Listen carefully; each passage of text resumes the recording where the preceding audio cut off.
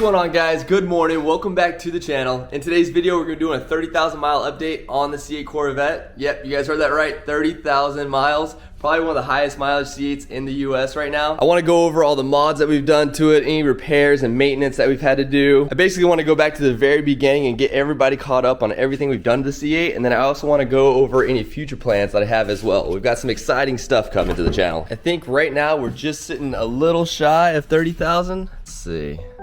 Yep, we're looking right at 29,682 miles. I'm gonna get the Viper pulled out of the garage, and then we'll go ahead and get this thing centered in the middle and start chatting about it.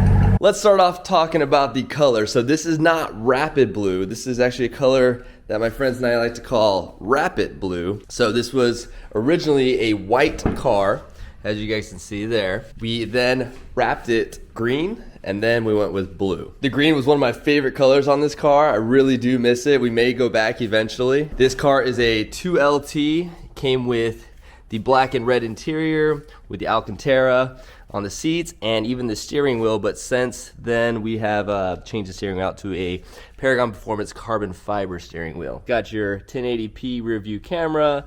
It's got the heated and cooled seats. It came with the GT2 bucket seats, one of my favorite seats for this car. This car is a Z51 package car. It's got the front lip. It came with the Z51 spoiler on the back, but we have since put a high wing on it. I think it looks way better with the high wing. As for wheels, we still have the stock wheels. The rear ones I have here are actually from the 16 Z06 that I had.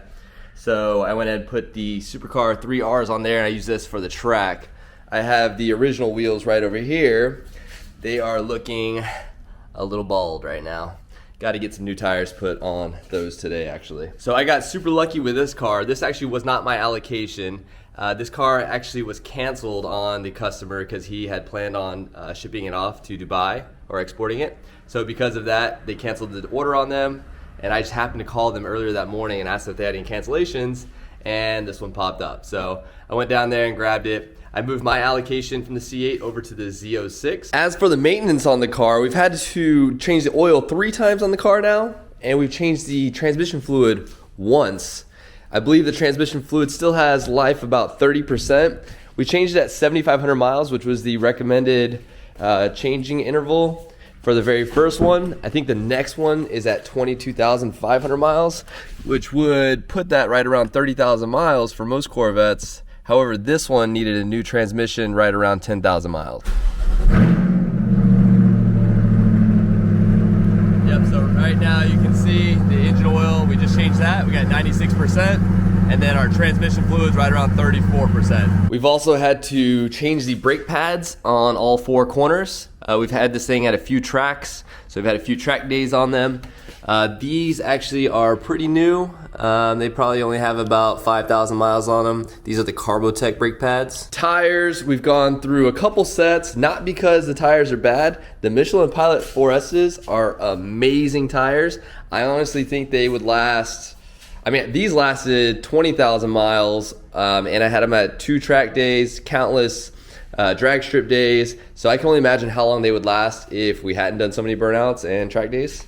I'd say they'd probably last easily 40,000 miles. But other than tires, brake pads, and oil changes and transmission fluid changes, there's really no other maintenance that I can think of that we've had to do. Now let's chat a little bit about warranty. We've gone through quite a few warranty claims.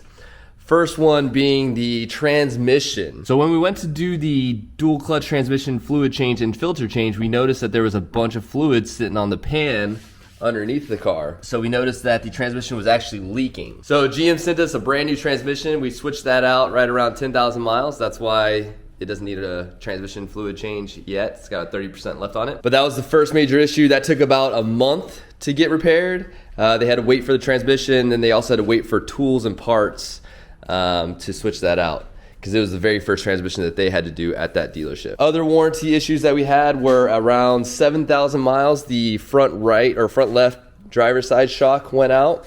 That was right after the track day. That one started leaking. And then right around 20,000 miles, the passenger side shock started leaking. So we've had to replace both front shocks. And then the final warranty issue that we've had, and we had it twice, is the AC compressor. So right around, I want to say 20 or 22,000 miles, the AC compressor went out. And then we got that replaced. And then it went out again a couple thousand miles after that. They believe it was due to the fact that when they flushed it with the machine, they didn't get all the metal particles out or whatnot, so it messed up the second compressor. So the second time they went and replaced a bunch of other stuff like the evaporator and flushed all the lines and everything. So basically a brand new complete AC system, and this one seems to be working just fine. So not too bad considering this was the very first model year of the C8 Corvette. Of course, it's gonna have its issues, it comes with the territory. Now for mods. The very first mod we did to this car was the AWE track exhaust. I absolutely love this exhaust system. It's basically a straight pipe from the cat back, but it sounds perfect for this car. Normally I would say it's way too loud, but because they stepped up the sound deadening on the interior of the car, you can't even hear the exhaust when you're in 8th gear just cruising down the highway at 60, 70 mile an hour. I keep telling everybody that everybody on the outside of the car gets the best sounds of the exhaust, because you really cannot hear it on the inside of the car as much as you can on the outside. Shortly after the exhaust system, we went ahead and put on a ported intake. One of my friends named Carlos has a shop down in Naples. He went and ported the intake for me, and we stuck that on along with the Solar Performance throttle body. Went ahead and contacted those guys, and they shipped us out a 87 millimeter throttle body, ported out to 91 millimeters. And then since then, we've also put on the LT5 95 millimeter throttle body, ported out to 100 millimeters. After we did those two things, we went ahead and put on the Attack Blue air filter that you guys cannot see. That helped out a lot. I felt like that picked up a lot of top end on the car. It could breathe a little bit better. That was pretty much all the engine mods we did. Then we went ahead and lowered the car. We lowered the rear on the factory spindle nut. And then on the front, we got this CCO Performance lowering couplers. Dropped that about, I think, 3/4 of an inch on the front end. We may still lower it more. We may get the Paragon Performance lowering springs and then drop that another 1/2 inch. We also ordered the Paragon Performance grills for the front to protect our radiators. As you guys can see, my radiators are messed up.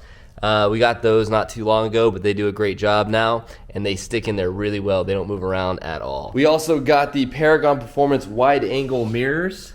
Stuck those on right away. That helped out a lot with visibility, because as you guys know, we got terrible blind spots in this thing, not much visibility out the rear, so those wide angle mirrors definitely help. After that, we went and got the Paragon Performance carbon fiber steering wheel.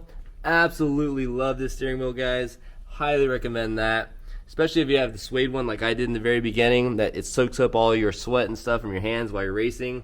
I love the leather, the carbon fiber, much better. In the engine bay, we got the coolant cap here from Paragon Performance in blue, and then we got the oil cap in black. And then just recently, we stuck on the carbon fiber struts for the hood or hatch, however you want to call it. We also added the Paragon Performance jack pucks on all 4 corners, so they're permanently in there, so we don't have to keep putting in the temporary ones in and out. Plus, I always tend to forget them, and then they fall out on the road. Ooh, and I almost forgot, one of my favorite mods by Paragon Performance are the actual wheel spacers. These are the, I believe, 20 millimeter wheel spacers, and they put the wheel basically perfect with the fender. On the rear, I don't have them on right now because I have the 19-inch wheels on there from the Z06, but these are the spacers right here, and they go with the stock wheels. So that pretty much covers all the current mods done to the car. Now I want to talk about the future plans for it. So if you guys have been with the channel for a while now, you guys know that I've been talking about getting the Pro Charger for quite a while. We ordered it back in March. It got delayed because of the tuning and whatnot, but now they're saying at the end of October they will be shipping out the kit. So the first future mod will be the Pro Charger. Should bring it up to 720 horsepower. It's a 225 horsepower increase. And then, I don't know if you guys have seen yet, but Liberty Walk just released their wide body kit. So I'm in talks with them right now. And my goal is to have the world's first Liberty Walk, wide body, pro-charged C8 Corvette. I've never built a car to that extreme, wide body, pro-charge, everything, so it's gonna be a first for me. I'm gonna try to do most of the work in the garage here. So we're gonna be replacing rear and front bumpers, which we've done a couple times already, no big deal. But we're gonna be cutting into these fenders, which seems a little crazy, I know, but it should look amazing. I think we also get replacement side skirts, like I said, front bumper. We'll also get a new rear wing. It's gonna be, basically what I'm gonna be doing is building my own Z06 essentially. It looks really similar from the front, but from the rear you can see like how wide the actual fenders get, and there's a bunch of like exposed tire on the front and then on the rear as well. But yeah guys, I am super pumped about this build. I hope you guys are too. Make sure you guys share this with all your friends and family, like the video, go ahead and subscribe and hit that bell notification for those future videos, and we'll see you guys in the next one. Later.